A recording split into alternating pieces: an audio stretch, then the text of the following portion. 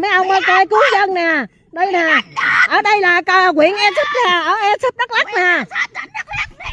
Đó, đây là xã nè, công an nè, rồi bên tài nguyên môi trường nè, tòa án gì tùm lum nè, vô đây để lấy đất dân nè. Chị phải đọc, chị nói từ từ, chị la quá, ta nghe không rõ. Có vô cưỡng chế nè, hồi đó đòi thường 120 triệu nè, ta không chịu nè, bà Liên bà Cháu không chịu nè, bây giờ vô lấy không nè. Đó, nhờ mấy ông á, Tô Lâm rồi mấy ông giúp cho dân. Để bây giờ vô đặng cắt tiều, cắt cây của người dân đây nè mấy ông ơi. Dân ta khổ lắm rồi đây nè, mà còn không cho quay phim nè, rồi thu điện thoại nữa đó. Mình phải nói cho rõ ràng, ta nghe chứ chị la mấy bà nói phụ đi, mấy bà nói phụ đi. Sao nói nãy giờ tôi nói để mà la tôi đánh bất bình. Trời ơi, bất quá mà không la sao được. Không la sao được. Đâu có bình tĩnh để nói. Cái này nó làm việc, nó cầm cái viết ở trong mắt nó phẹt cái nó trời ơi làm gì la lên mà. Ủa của ta sót chứ. Của ta sót ta la không cho. Của ta mà không cho ta la. Trời ơi. Bà đó bà nhận ngay về bà nhận không lại. Mấy ông làm việc lớn mấy ông hiểu không? Em trên một trước. Để người dân khổ sở ở ngay chỗ huyện Ea Súp. Đất của bà Liên nè với bà Nguyễn Thị Châu đó. Đây là mấy ông ở huyện Ea Súp là lại cưỡng chế không đó. Rồi mấy ông cộng đồng mạng với cả nước chủ tịch nước rồi mấy ông xem xét giùm cho người dân.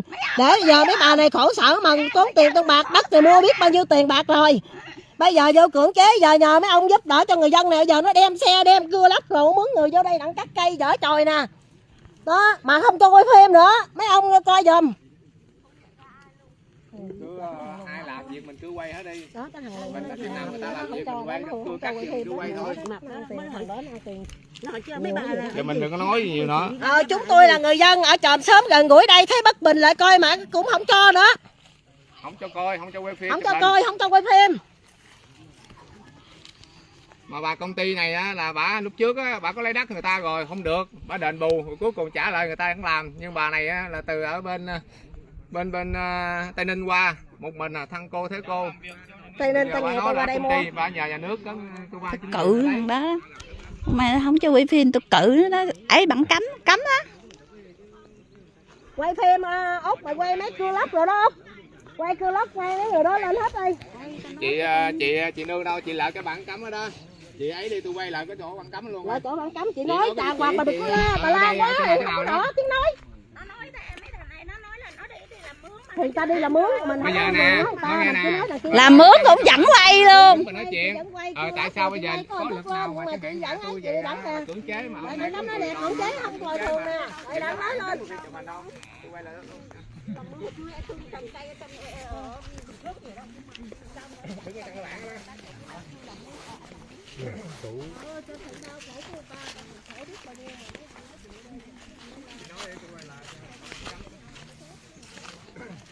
Tại sao mà bữa nay nhà nước là cưỡng chế tôi để lấy đất tôi mà cứ công ty.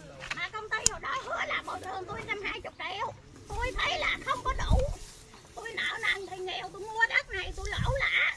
Thì tôi xin thấy em thì không chịu mà giờ áp công an đồ lợi với lại thi hành án đồ lợi.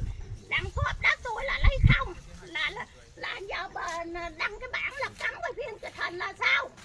Là làm gì có công minh chính thực không? Nếu công minh chính thực tại sao không cho tôi quay phim lại? Quay phim chụp hình lại. Mấy ông mà cấp cao á, mấy ông có hiểu cho người dân khổ sở ở đây không? Bà Đào Thị Nhân á, là công ty Phước Lợi á, bà lỡ bà quýnh tôi hết bao nhiêu lần? Bà quýnh tôi 4-5 lần đi nằm bệnh viện. Rồi đưa ra ngoài thì công an nói là tôi làm giấy tờ đất. Mà bả hứa là người ta vô đây, hồi đó giờ biết bao nhiêu công an ở đây quậy tôi sống khổ sở ở đây nè. Mấy ông có hiểu không? Mấy ông làm việc là nói là độc lập tự do, nhưng mà tôi có tự do không? Hay là tôi sống ở đây bị áp bức khổ sở? Tôi là ở khu 244 huyện Ea Súp tỉnh Đắk Lắk á. Bây giờ điều tôi là đồng nay á là 8-9 năm 10 năm rồi. Mà giờ là đội cưỡng chế lấy không là cao trời tôi đâu bỏ.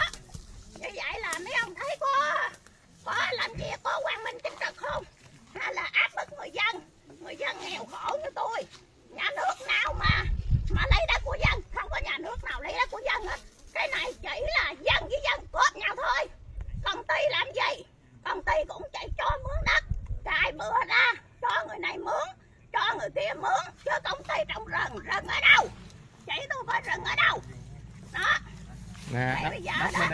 công ty nè. Đất ở đây là đất công ty. Người ta nói trồng rừng mà tôi trả mấy cái rừng đó.